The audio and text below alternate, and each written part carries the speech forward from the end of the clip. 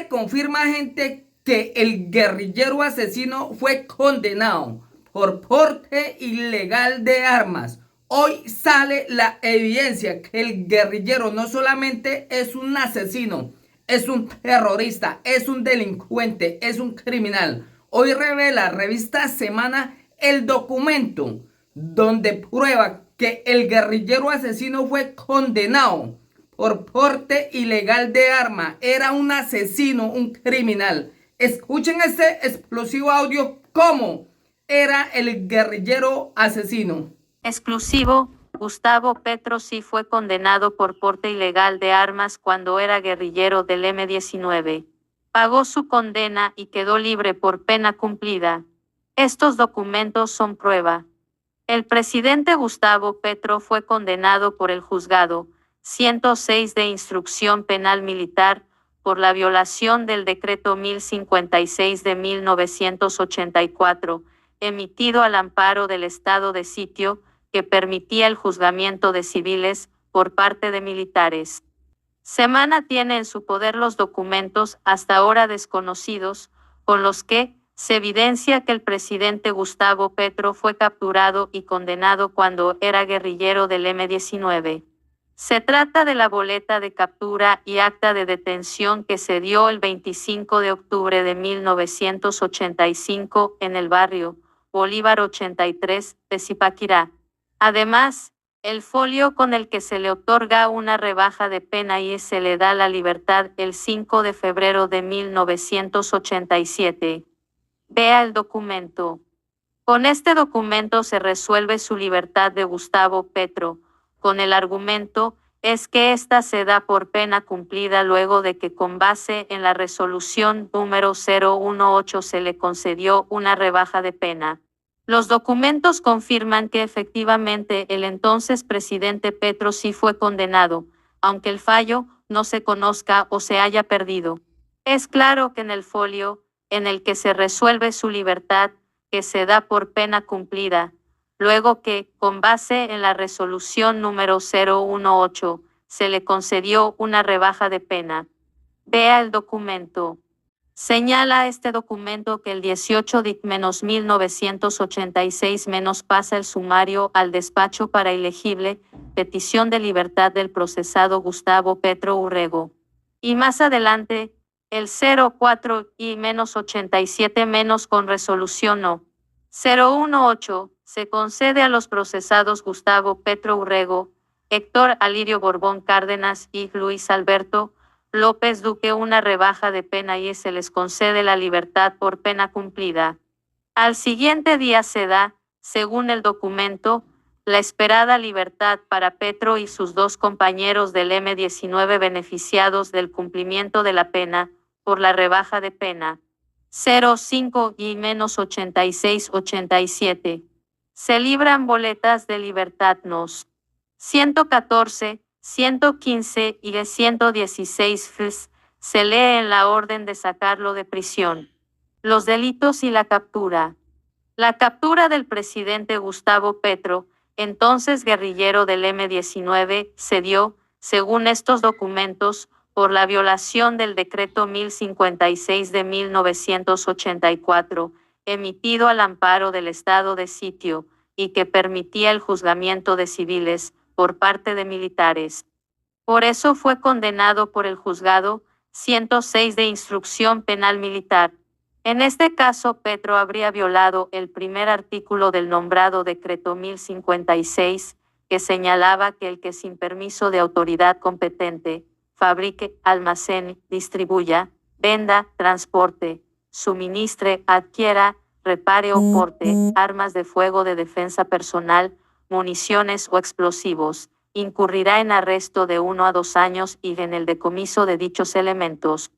Con un agravante, Petro fue capturado con otras 8 personas, por lo que su condena, según el artículo 5 del mismo decreto, se duplicaba. Los términos fijados en este decreto se ampliarán hasta el doble, si los contraventores fueren 5 o más personas. Según le contó el exmiembro del M-19, Carlos Alonso Lucio, a Semana, por esos años, estaban en negociación con el gobierno de Belisario Betancur, que inició con mayor formalidad en agosto de 1984, con la firma de 2 pactos simultáneos, el Lobo Huila y Corinto, Cauca, a lo que se le denominó el Acuerdo de Tregua y de Diálogo Nacional. Así lucía Gustavo Petro, presidente de Colombia, cuando era militante del M-19. La primera violación de este acuerdo fue apenas unos meses después, en diciembre, por parte del ejército, en Yarumales, Cauca. En enero se hace un nuevo acuerdo, pero en mayo es el atentado contra Antonio Navarro y contra mí, lo que aceleró una ruptura total de la negociación en mayo de 1985, recordó Lucio. Meses después, cuando la negociación estaba prácticamente rota, fue que cayó Gustavo Petro en Zipaquirá en octubre de ese mismo año. Fue condenado y casualmente su captura fue firmada por el general Jesús Armando Arias Cabrales, irónicamente uno de los condenados por la desaparición de personas en la retoma del Palacio de Justicia. Jesús Armando Arias Cabrales, comandante retirado del ejército, en entrevista exclusiva con Semana.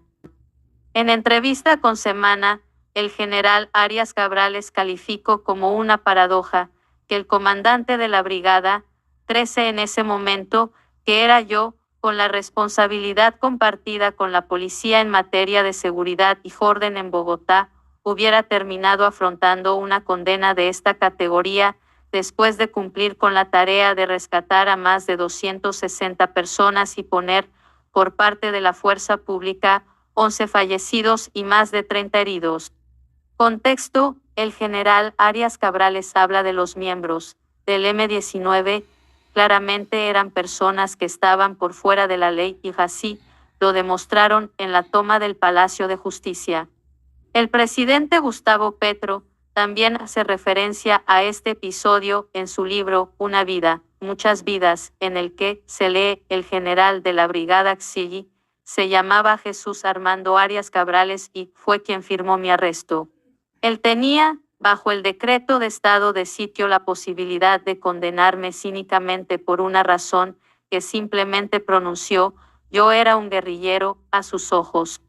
En entrevista con Semana, el coronel R. del ejército César de la Cruz, quien participó en el operativo de captura de Petro en 1985, señaló sobre este hecho que ese es uno de los motivos por los que Petro, en forma displicente, se refirió al señor general Jesús Armando Arias Cabrales hace unos días. Dijo: yo soy presidente y él está detenido. Ese es un sentimiento de retaliación de cuando mi general Arias tuvo que condenarlo por porte ilegal de armas y terrorismo. No le busquen más. Contexto: yo capturé a Gustavo Petro, el revelador testimonio del coronel R. César de la Cruz, sobre el día en que detuvo al hoy presidente en sus épocas del M-19. La condena. El hecho de que el presidente Petro haya sido efectivamente condenado pone sobre la mesa el debate sobre una presunta inhabilidad, según el artículo 197 de la Constitución, que señala que quien haya sido condenado en cualquier época, por sentencia judicial, a pena privativa de la libertad, excepto por delitos políticos o culposos. Sin embargo, la claridad la hace el mismo Carlos Alonso Lucio, quien explicó que uno de los elementos legitimadores de la Constitución de 1991 era que se cayera el estado de sitio, que era una restricción a los derechos. Por eso, con esa decisión todos los procesos o decisiones basados en el estado de sitio se caían, perdían valor jurídico, entre esos la condena a Petro. Además, sostiene Lucio, la detención y condena de Petro se dio por porte de armas, que es un delito conexo a la rebelión, que es un delito político. La captura.